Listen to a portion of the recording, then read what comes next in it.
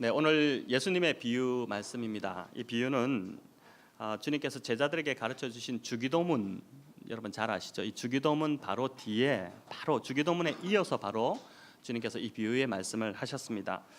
11장 1절 우리 읽지 않았지만 앞에 보니까 예수님께서 기도하고 계셨고 그 기도를 마치기를 기다리던 이 제자들이 예수님께 나아가서 주님, 우리에게 기도를 가르쳐 주십시오. 요한도 그의 제자들에게 기도를 가르쳐 주었는데 우리에게도 기도를 가르쳐 주십시오. 이렇게 이제 요청을 했고, 그 요청에 대해서 주님께서 알려주신 기도가 바로 그 유명한 주기도문입니다. 여러분, 이 부분만 보더라도 신앙은 말이 아니라 참 삶으로 살아내는 것이구나를 우리가 알 수 있습니다. 자녀들에게 부모인 우리가 해야 할 일은 제자들도 주님이 기도하시는 모습을 보고 기도를 알려주십시오, 가르쳐 주십시오 이렇게 했던 것처럼 부모인 우리가 해야 될 것은 자녀들에게 말할 필요 없이 그냥 우리가 믿음으로 살고 기도하고 말씀 보고 이렇게 우리가 그냥 하루하루를 주님 앞에서 살아내기만 하면 그냥 우리의 자녀들은 부모의 뒷모습을 보고 그대로 닮아가게 되는 것이죠. 기도를 가르쳐 달라고 한 이 제자들의 요청에 주님이 가르쳐 주신 기도가 주기도문인데, 오늘 본문은 이 주기도문 바로 다음에 이어지는 기도의 비유입니다. 위치로 볼 때 주기도문 바로 다음에 이렇게 놓여 있기 때문에 이 비유는 주기도문이 강조하고자 하는 그 핵심 가르침을 다시 한 번 더 강조하고 있음을 우리가 알 수 있습니다. 주기도문에는 참 여러 가지, 이 주기도문만 가지고도 설교를 여러 차례 할 수 있겠는데, 주기도문에는 여러 가르침, 의미들이 담겨 있지만 그 중에서도 이 주기도문의 핵심 강조점은 뭐냐면 기도는 관계라는 것입니다. 예수님은 기도할 때 어떻게 처음에 시작하라고 합니까? 아버지여 라고 이렇게 말하면서 시작하라고 하죠. 아버지를 부르면서 시작하라고 합니다. 동일한 내용을 다루는 이 주기도문의 마태복음 6장 9절에 보면 한층 더 친밀한 어조로 뭐라고 이야기하냐면은 하늘에 계신 우리 아버지여 이렇게 말하라고 가르치시죠. 하나님과 우리의 관계가 기도의 기초다 라고 이제 주기도문이 우리에게 가르쳐주고 있습니다. 그런데 이런 개념은 이 당시 사람들에게는 약간 좀 생소한 개념이었습니다. 물론 구약에는 이스라엘이 하나님의 자녀다, 하나님의 백성이다, 이스라엘은 나의 자녀다라는 이러한 구절들이 여러 곳에서 언급이 되고 있지만 그것은 어디까지나 이스라엘 민족이 하나님의 백성이고 하나님의 자녀라는 민족적 개념이었고, 그런 민족적 개념의 관계였고, 개개인을 하나님을 아버지로 부르는 것은 뭔가 좀 어색하고, 그리고 어떻게 높고 거룩하신 이름, 여호와의 이름도 함부로 부르지 못하는데 그분을 어떻게 경망스럽게 아버지라고 부를 수 있느냐, 그렇게 가볍게 부를 수 있느냐 라고 느꼈던 것이 대부분의 그 당시 사람들의 어떤 하나님을 대하는 태도였습니다. 주님은 이제 주기도문과 또 이어지는 이 비유를 통해서 이런 이 시대의 사람들이 가지고 있던 가치를 지금 깨트리시려고 하는 것입니다. 하나님을 부르는 호칭도 주님께서 뭐라고 부르셨습니까? 아바 아버지 이렇게 부르셨죠. 아바라는 표현은 우리로 말하면 아빠입니다. 아빠 아버지.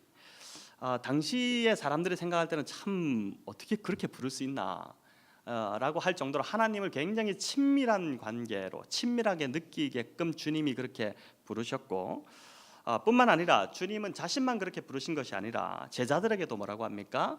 하나님을 아버지여 라고 부르라고 그렇게 가르쳐 주신 것입니다. 당시 사람들의 가장 큰 문제는 하나님에 대한 이미지가 왜곡되어 있었다는 것입니다. 바리새인들이 우리가 이제 배우고 있지만 바리새인들이 율법 준수를 너무 강조하다 보니까 그것으로 인해서 어떻게 됩니까? 율법의 정신이, 본질이 많이 훼손되고 율법의 정신이 많이 왜곡되었던 그런 터라서 사람들이 생각할 때 율법을 주신 하나님조차도 왜곡된 이미지로 이렇게 받아들이고 있던 그러한 시대였습니다. 율법을 주고 그 율법을 지키는지 안 지키는지 내가 한번 지켜볼 것이다. 그래서 율법을 안 지킨다면 내가 아주 너에게 벌을 주고, 그래서 엄격하고 무섭고 두려우신 하나님, 아버지보다는 심판자의 이미지가 더 강하게 다가오게 만들었던 것입니다. 여러분, 기도의 핵심은 관계입니다. 기도를 하는 자가 있고 기도를 받으시는 분이 계신데, 기도를 받으시는 분의 이미지가 이처럼 아주 무서운 이미지가 되다 보니까 기도를 잘 할 수 없었던 것이죠. 기도의 자리로 나가기가 두려웠던 것입니다. 기도할 수 하는 방법을 잘 몰라서 기도를 못했던 것이 아니라 기도의 대상에 대한 이해가 부족하다 보니까 기도할 수 없었던 것이죠. 예수님께서는 이것을 잘 간파하셨고, 그래서 제자들에게 기도를 받으시는 하나님이 어떤 분이신지 그 하나님의 이미지를 다시 회복시켜 주길, 바르게 알려주기를 원해서 바로 이 비유의 말씀을 주기도문 이후에 바로 이 비유를 들어서 말씀하시는 것입니다. 여러분, 비유의 내용은 이러합니다. 한 사람이 밤에 벗을 찾아가서 떡 3덩이를 좀 달라고 요청합니다. 우리 집에 지금 친구 하나가 밤늦게 찾아왔는데 먹일 것이 없다는 것이죠. 그런데 빵을 구러 간 그 집안에 있던 벗이 자다가 일어나서 그렇게 말하죠. 지금 내 애들 다 누웠다. 이불 다 펴고 지금 자고 있는데 문도 닫혔는데 너무 귀찮게 하지 말고 못 준다. 그냥 가라. 이렇게 이제 이야기한 것입니다. 여러분, 이 비유를 바르게 해석하기 위해서는 몇 가지 선행 작업이 필요한데 저와 함께 좀 그 작업을 해보겠습니다. 첫 번째는 5절에 보시면 너희 중에로 시작하고 또 7절에는 뭐뭐 하겠느냐 이렇게 이제 끝납니다. 이런 그 글의 형식인데, 주님이 이런 형식으로 질문하신 몇 개의 예들이 누가복음에 나옵니다. 14장 5절에 우리 같이 한번 읽어볼까요? 너희 중에 누가 그 아들이나 소가 우물에 빠졌으면 안식일이라도 곧 끌어내지 않겠느냐 하시니, 여기도 보면 너희 중에 뭐뭐 하지 않겠느냐 이렇게 나오고, 또 15장 4절에 너희 중에 어떤 사람이 양 100마리가 있는데 그 중에 하나를 잃으면 99마리를 들에 두고 그 잃은 것을 찾아내기까지 찾아다니지 아니하겠느냐. 너희 중에 이렇게 하지 않겠느냐. 또 누가복음 17장 7절에도 나옵니다. 너희 중 누구에게 밭을 갈거나 양을 치거나 하는 종이 있어 밭에서 돌아오면 그대로 곧 와 앉아서 먹으라 말할 자가 있느냐. 너희 중에 이렇게 할 자가 있느냐. 이게 누가의 독특한 표현법입니다. 근데 이제 이게 뭐냐면은 그렇게 한다는 것은 말도 안 되는 소리지 않느냐, 이 대답을 끌어내기 위한 질문법입니다. 그러니까 여기서 이 비유도 마찬가지인데, 친구를 대접하기 위해서 좀 도움을 요청했는데 그거를 이런저런 핑계를 대면서, 즉 애들도 잘 자려고 다 누웠고 뭐 문도 닫혔고 이런 핑계를 대면서 도움을 주지 않는다는 게 이게 말이 되느냐, 이런 이제 질문, 대답을 끌어내기 위한 질문인 것입니다. 친구라면 당연히 늦게 찾아가더라도 도움을 줘야 되는 것이 맞지 않느냐라는 것을 강조하기 위한 하나의 누가의 표현법입니다. 이 누가복음의 저자 누가의. 여러분, 본문 이해를 위해서 해야 할 또 하나의 작업은요, 이 당시 고대 근동의 손님 접대 문화를 우리가 바르게 알아야 할 필요가 있습니다. 당시에 한 집에 손님이 찾아오면 그 손님은 개인의 손님이 아니라 그 마을 공동체 전체의 손님으로 여기는 것이 그 당시의 관례였습니다. 여러분, 우리의 옛 조상들도 주로 어떻게 살았습니까? 같은 성씨들이 모여서 살았지 않습니까? 그래서 어떤 마을은 무슨 조씨네 그 사람들만 이렇게 잔뜩 우글우글거리고 있고 다 모여 살고 있고, 또 어떤 마을에 가면 이씨들이 모여 살고 있고 뭐 이런 것처럼 이스라엘 역시 이제 좀 그런 가족 공동체 개념이었습니다. 그러다 보니까 마을에 한 사람이 나쁜 짓을 하면 그 사람만 욕을 먹는 것이 아니라 그 마을 전체가 욕을 먹는 것이 되는 것입니다. 개인의 명예도 있지만 집안 전체의 명예를 욕되게 하지 않기 위해서 어떻게 하냐면 사람들이 행동을 조심했던 것이죠. 내가 잘못하면은 나만 욕 먹는 것이 아니라 우리 마을 전체가, 우리 집안 전체가 욕을 먹기 때문에 조심해야 된다. 이제 이게 그 당시에 어떤 하나의 문화였던 것이죠. 이런 의미에서 오늘 본문 비유를 보니까 한 집에 찾아온 손님을 잘 대접하는 것은 그냥 그 사람의 책임뿐만 아니라 그 마을 전체의 명예가 걸려 있는 그러한 문제였던 것입니다. 당시에 이런 문화였기 때문에 손님을 대접하기 위해서 갑자기 찾아오면 없을 수 있지 않습니까? 그래서 옆집에 꾸러 갑니다. 이런저런 것들을 꾸러 가는데, 그렇게 갔을 때 그냥 달랑 그것만 인색하게 주는 것이 아니라, 야, 나 이것도 있는데 이것도 좀 드려봐. 이것도 있는데 또 뭐 이런 도구는 필요하지 않아? 이렇게 하면서 이제 막 챙겨주는 것이 그 당시에 관례였고, 만약에 그것을 거절하게 되면은 그 다음 날 아주 소문이 파다하게 마을 전체에 퍼지는 거죠. 저런 아주 인색한 놈 같으니라고 이렇게 하면서 이제, 그리고 이제 마을 어른들이 어떻게 네가 그럴 수 있느냐 이렇게 하면서 이제 그렇게 됐기 때문에, 수치스러운 일이 되기 때문에 이렇게 도와주고 서로 해주고 하는 것이 그 당시에 이제 문화였던 것입니다. 자, 손님 대접 문화가 개인을 넘어 공동체의 체면이 걸려 있는 문화였기에, 그래서 어떻게 하냐면 손님이 오더라도 대충 대접하는 것이 아니라 이게 우리 마을의 명예가 걸려 있기 때문에 아주 잘 성대하게 이렇게 손님을 잘 접대해서 보내는 것이 관례였습니다. 자, 오늘 비유에서 보니까 손님을 위해서 친구 집에 뭐를 빌리러 갔습니까? 떡 3덩이를 빌리러 갔는데, 그런데 밤에 온 손님에게 당시의 문화로 볼 때 고작 떡 3덩이만 내어놓을 리는 없습니다.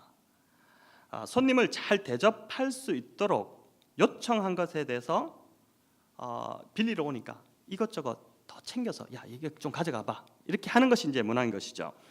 8절에 보면 이렇게 나오죠. 그 간청함을 인하여 일어나 그 요구대로 주리라. 그런데 이게 이전 개혁 성경에 보면 뭐라 나오냐면은 그 소용대로 주리라 나옵니다. 근데 이게 개혁 성경이 사실은 좀 더 번역이 좋아요. 그러니까 소용대로 준다는 말은 그냥 떡만 주는 것이 아니라, 떡뿐만 아니라 필요한 것들을 이리저리 챙겨서 더 챙겨준다는 그러한 의미입니다. 자, 이러한 배경을 좀 염두에 두고 우리가 이제 본문으로 한번 들어가 보겠습니다. 우리는 이 본문을 어떻게 알고 있습니까? 강청하는 기도로 알고 있습니다. 여러분, 귀찮을 정도로 조르면 그냥 응답된다, 들어주신다, 이렇게 우리가 이 본문을 잘 알고 있습니다. 그렇게 이해하게 된 주된 이유가 8절 때문인데, 우리 8절을 같이 한번 읽어볼까요? 내가 너희에게 말하노니 비록 벗됨을 인하여서는 일어나서 주지 아니할지라도 그 간청함을 인하여 일어나 그 요구하는 대로 주리라. 자, 이 구절을 우리는 보통 이렇게 이해했죠. 친구라는 명분 때문에는 주지 않을 수 있지만, 그러나 하도 쫄라대니까 귀찮아가 잠도 못 자게 하니까 저거 가만히 놔두면 문을 부술 기세니까 그냥 귀찮아서 아유 일어나서 줄게, 이렇게 합니다. 이게 8절에 기록된 간청함이라는 것은 이전 개혁 성경에 보면은 강청함으로 되어 있습니다.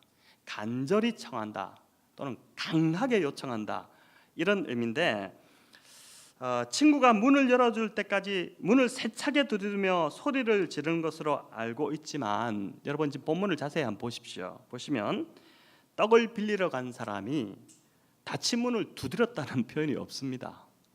우리가 그렇게 알고 있을 뿐입니다. 그냥 친구 이름 부르며 떡 3덩이 달라고 말한 것밖에 없습니다. 만약에 밖에서 아주 문을 세차게 두드렸다면 이 사람이 겁을 집어먹고 이 밤에 누가 지금 이러지 하면서 오히려 문을 열지 않았을 것입니다. 이 사람은 여기 본문에 보면 단지 말로만 친구를 불렀습니다. 자, 이 비유를 푸는 핵심은 이 간청함이라는 헬라어 단어, 우리가 알고 있는 것과 좀 다른 의미를 보는 것입니다. 이 헬라어 단어가 아나이데이아라는 단어인데, 여러분 이 단어가 참 재밌습니다. 전통적으로 우리는 간청하다, 강청하다 이렇게 알고 있지만 본래의 정확한 의미는 뭐냐면요, 창피를 당하지 않으려고, 이런 의미입니다. 자, 저를 잘 따라오셔야 됩니다. 창피를 당하지 않으려고인데 좀 전혀 다른 뜻이죠. 그리고 더 중요한 한 가지는 이 창피를 당하지 않으려는 주체는 밖에서 문을 두드리는 사람이 아니라 안에서 자다가 일어난 그 사람입니다. 그 간청함을, 그가 창피를 당하지 않기 위해서. 여러분 이렇게 보면 제가 앞에서 말씀드린 당시 문화도 맞아 떨어지고 있습니다. 이 본문이. 그렇죠. 친구라는 것 때문에 일어나지 않아도 되지만 손님 대접에 도움을 주지 못한 것 때문에 자신의 명예가 떨어져서 창피를 당한 것은, 이거는 견딜 수 없는 상황이 되기 때문에 이 사람이 귀찮아서 일어난 것이 아니라, 떡 3덩이만 달랑 준 것이 아니라 손님 대접에 필요한 모든 것을 소용이 되는 대로 다 이렇게 좀씩 챙겨 주었다라는 것이, 그렇게 이제 이 본문 비유가 풀리기 시작합니다. 자, 이렇게 비유를 풀어보니까요, 주님이 말씀하시고자 하는 메시지가 좀 더 선명해집니다. 이 비유는 끈질기게 구하면 응답된다라는 메시지를 전하고자 하는 것이 아닙니다. 여러분 지금까지 그렇게 알고 계셨죠? 그러니까 지금도 목사님 말씀하신 이상한데 저기 진짜 맞을까 이렇게 생각하실 수 있는데 조금 관점을 바꿔볼 필요가 있습니다. 이 비유는 졸라대면 받으니까 졸라대라, 하나님 앞에 무조건 막 가서 생대를 써라, 이런 의미가 아니라 기도에 응답해 주시는 하나님이 어떤 분이신지 바르게 알고 기도하라. 그 비유인 것입니다. 앞에서도 말씀드렸지만 예수님 당시 사람들이 하나님에 대한 이해가 너무나도 왜곡되어 있었기 때문에 주님께서 주기도문을 제자들에게 가르쳐주고 나서 기도의 가장 핵심인 관계, 하나님이 어떤 분이신지 그거를 지금 다시 한 번 더 그 이미지를 새롭게 하고 계신 것입니다. 비록 달가워하지 않는 친구지만 어떻습니까? 그런 인간도 자신의 명예를 지키기 위해서, 그 한낱 인간에 불과한 그 친구도 명예를 지키기 위해서 필요를 억지로 들어주는데 하물며 사랑 많으신, 변함없으신, 변덕스럽지 않으신 하나님께서 어떻게 우리의 소원을 간구할 때 그분이 이 소원을 응답해 주시지 않겠느냐라는 것이죠. 여러분, 하나님께서는 창피를 당하지 않기 위해 들어주시는 그런 수준의 분이 아니십니다. 우리 인간하고 다르죠. 우리는 그래 창피 당하지 않겠어, 그냥 억지로 내 준다 줘 이렇게 이야기하지만 하나님 절대 그런 수준의 하나님이 아니시라는 것입니다. 우리를 향하신 하나님의 무한하신 사랑 때문에 우리가 구하는 것 이상으로 우리의 필요를 다 채워주기를 원하시고, 아니 그보다도 더 알아서 더 챙겨주시기를 원하시는 분이 바로 그분이 하나님이시다는 것. 그래서 그분이 하나님이심을 바르게 알고 그 확신 가운데 너희가 기도하는 것이 기도의 가장 중요한 핵심이다. 주님이 이거를 지금 우리에게 알려주시는 것입니다. 여러분, 재미있는 것은요, 제가 본문을 이렇게 묵상하면서 주님께서 하나님이 어떤 분이신지 알려주면서 보통은 포도원 주인이 하나님이다 이렇게 이제 비유를 대조를 시키는데, 여기 보면은 떡 세 덩이를 빌려주는 친구와 하나님을 대조시키고 있거든요. 조금 이상하지 않느냐 이렇게 이제 생각할 수도 있는데, 가만히 묵상해 보니까 주님이 하나님과 떡 세 덩이 빌려주는 이 친구를 이렇게 대조시키는 것이 이유가 있어 보입니다. 자, 여러분, 이런 것입니다. 제가 아빠 입장에서 저희 집의 아이들을 생각해 보니까 아빠는 아빠도 되고 친구도 되는 그런 묘한 관계입니다. 그렇죠? 부자 관계도 되고 우정의 관계도 되는 것이 아빠입니다. 제가 아이를 좀 늦게 낳다 보니까 큰애와는 42년 차이가 나고 둘째와는 46년 차이가 납니다. 이게 웃으라고 말씀드린 건 아니고요. 40년 이상 차이 나는 사람 중에 저에게 유일하게 반말하고, 아니 반말을 넘어서 막말하고 또 함부로 대하는 경우는 이 아이들이 유일합니다. 어떨 때는요, 저의 얼마 없는 머리를 막 잡아당기기도 막 이렇게 합니다. 근데 이렇게 해도 크게 문제가 없는 것은 이 아이들이 제 자녀이기 때문입니다. 이것을 버릇없다고 볼 수도 있겠지만 다른 시각에서는 친구처럼 친밀한 우정의 관계가 아빠와 자녀의 관계라는 것을 말해줍니다. 우리는 그 하나님을 아버지라고 많이 부르기도 하고 또 그런 느낌으로 하나님께 나아가기도 하지만요, 오늘 본문에서 주님이 말씀하시는 것은 이 비유를 통해서 그보다 더 친밀한 관계, 허물 없는 관계로 너희가 하나님께 나아가도 된다, 그거를 말씀해 주시는 것입니다. 저희 아이들이 그런 친밀감을 저에게 보일 때 때로는 저는 인간인지라 짜증도 나고 그렇지만은, 그러나 어떻습니까? 그거를 막 버릇없다고 하지 않고 오히려 어떻게 해요? 야, 얼마나 나를 또 그렇게, 우린 친구야, 이게 얼마나 좋아요. 아이하고 그렇게 친밀하게 지내는 것이 얼마나 좋습니까? 자녀들이 부모인 우리들에게 친구처럼 대하는 것처럼 그렇게 우리도 하나님 아버지께 친밀하게 나아가야 된다. 그렇게 나아가라 라는 것입니다. 여러분, 아이들은 뭐든지 엄마 아빠부터 부릅니다. 우리 지금 자녀를, 어린아이들 키우는 부모들은 더 실감나게 다가오실 것인데, 아파도 목말라도 배고파도 또 짜증나도 잠이 와도 필요가 있을 때마다 어떻게 합니까? 엄마 아빠를 그냥 불러대죠. 부르면 왜 부르느냐? 부르면 다 해결되기 때문이죠. 와서 다 해결해 주잖아요. 그렇죠? 엄마 아빠만 부르면 그냥 만사 해결입니다. 이게 이제 부모와 자녀가의 관계죠. 응답 될 때까지 자녀들은 막 올 때까지 부르잖아요. 빨리 와 이러면서 막 나중에 안 가면 막 난리가 나지 않습니까? 그래서 베드로 사도는 이렇게 말씀합니다. 우리 같이 한번 읽어볼까요? 너희 염려를 다 주께 맡기라. 이는 그가 너희를 돌보심이라. 자, 여러분, 너희 염려를 다 주께 맡기라. 이거는 맡기고 이거는 내가 하고가 아닙니다. 어린아이들처럼 우리 자녀들이 우리에게 하는 것처럼 뭐든지 다 맡기라는 겁니다. 그냥 이름만 불러라. 그러면 그분이 우리를 돌보신다. 이게 약속이죠. 우리가 기도할 때 이런 생각 들죠. 아니, 이런 사소한 것까지 하나님 앞에 기도해야 되나? 하나님을 너무 가볍게 대하는 건 아닐까? 이렇게 생각할 수 있는데 본문에서 주님은 이 벗에게 요청한 걸 보세요. 벗이 그 친구한테 가서 요청한 게 거대한 것 아닙니다. 아주 사소한 그냥 떡 세 덩이. 여러분, 이 떡은 당시에 이 빵은 일종의 그 식탁을 꾸미는 하나의 액세서리 정도였습니다. 이게 주식이 아니라 주식은 따로 있었어요. 따로 나오는 거거든요. 그러니까 이 밤에 이 떡 세 덩이를 빌리러 갔다는 것은 그게 하필 모자랐는데 그 마을 공동체다 보니까 누구 집에 떡이 있는지 다 알잖아요. 오늘 누구 집에 빵을 구웠는지 아니까 이 남았겠다 싶어서 그 집에 빵을 빌리러 간 겁니다. 나머지는 다 준비하고 있어요. 그런 거죠. 고작 떡 세 덩이 참 사소한 요구였는데 그것까지도 그냥 하나님 앞에 구하라는 것입니다. 여러분, 바울은 또 빌립보 교회를 향해서 이렇게 말씀하죠. 우리 이 말씀 빌립보서 4장 6절 같이 읽습니다. 아무것도 염려하지 말고 다만 모든 일에 기도와 간구로 너희 구할 것을 감사함으로 하나님께 아뢰라. 여러분, 여기서 다만 모든 일에 기도와 간구로. 모든 일은 말 그대로 모든 일입니다. 사소한 일도 또 심각한 일도 아주 작은 일도 큰 일도 모든 일을 다 그냥 시시콜콜하게 하나님의 다 기도하라는 것입니다.